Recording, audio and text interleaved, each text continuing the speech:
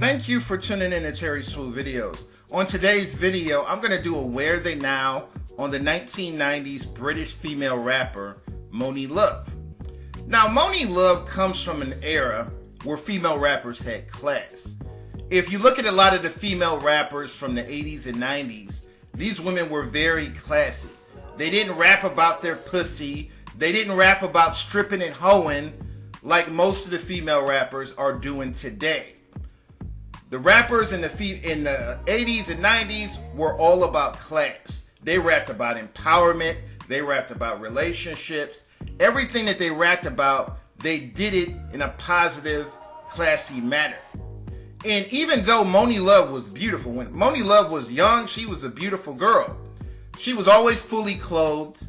She never dressed like a stripper. She never rapped about anything vulgar. All of her music was very positive, similar to Queen Latifah. She was like a British version of a Queen Latifah. And this is what I always loved about her music. My name Monie. My real name is Simone. So Monie is the end of that. And people always like to shorten other people's names. God knows why, but it always happens. And I've always been called that. What attracted me to rap was that it's poetry, and I love poems. I love poetry. I love the whole concept and art form of it. You know what I'm saying? I could never sing. Never fancied myself as a singer. And when rap came out, it was a form of putting poetry to music without having to sing. So I said, ooh, that's for me. Really wanna fight? Well, let me hear you say, ho stop, ho stop, ho stop, ho stop, ho stop. My accent is very, very, very strange because although there's a curl, twang on some of my words, which is the American, which is like the Queens and the Brooklyn, you still hear the English because I still drop some of my letters. There, I just did it. There are 2 T's in that word, and I say letters, butter, water, better, you know? Oh no, this cannot be accepted. I think my edge is a lot of the vocabulary that I use is pretty much a lot of English, a lot of British mannerisms and stuff, and that gives me a little thing different set aside from everybody else. The fact that I can switch accents because I can talk like this, and at the same time I could talk like I just came out of Brooklyn, you know what I'm saying? Monie Love's first hit record was in 1989, which was a song she recorded with Queen Latifah called Ladies First. What I really liked about this song was the lyrics. This song has some of the most positive, intellectual lyrics in the history of hip-hop. And it was a huge hit record on the rap charts. It didn't get mainstream success, but it got a lot of success on black radio stations. And I was glad to see 2 black women rapping about something positive. Now, if you compare Ladies First to Cardi B's Web, you see the huge difference between today's female rap and the female rap from the 80s and 90s. Monie Love and Queen Latifah were rapping about empowerment. They were rapping about being pro-black in a positive way. Megan Thee Stallion and Cardi B are just rapping about pussy and sex. They're not rapping about anything intellectual. Now, Monie Love's first debut album was released in 1990 called Down to Earth. And this album spanned 2 hit singles, Monie in the Middle and It's a Shame.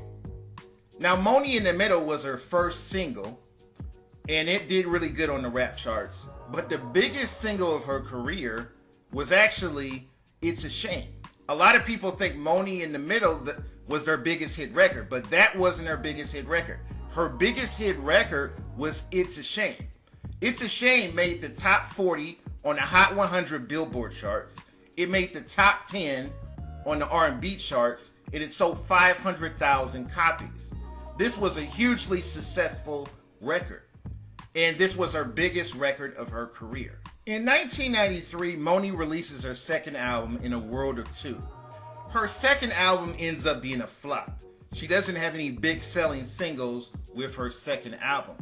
And her record company, Warner Brothers, releases her from her contract. And she never releases another album again. And that's how it was back then. If you put out an album and it didn't sell good, The record company would release you from your contract, and that was the end of your career. In today's rap, it doesn't rely on sales anymore. It's all about streaming in today's rap. In today's rap, getting YouTube views means more than getting sales. But back in the 90s, there was no YouTube. There was no streaming services. There was no Spotify. Back in the 90s, you had to sell records or the company would get rid of you. And that's why you saw so many rappers from the 1990s that will put out a hit record, and then their next record would flop, and then you never heard from them again. But Monie Love went on to other successes. In the late 1990s, she became a psychologist. In the early 2000s, she started becoming a radio show host. And that's what she's been doing the last 20 years. Today, she's 50 years old. And as you can see, she looks lovely for a 50-year-old woman. She doesn't even look like she's 50 years old. She looks like she's in her early 30s. So I'm just glad to see that she's still alive and well. I think she's one of the pioneers in female hip-hop. And I don't think she gets the accolades that she deserves. I think the unsung documentaries should do a video on her. They should do a documentary on her because she doesn't get the accolades that she deserves, in my opinion. A lot of people have different opinions about this topic. Leave a comment.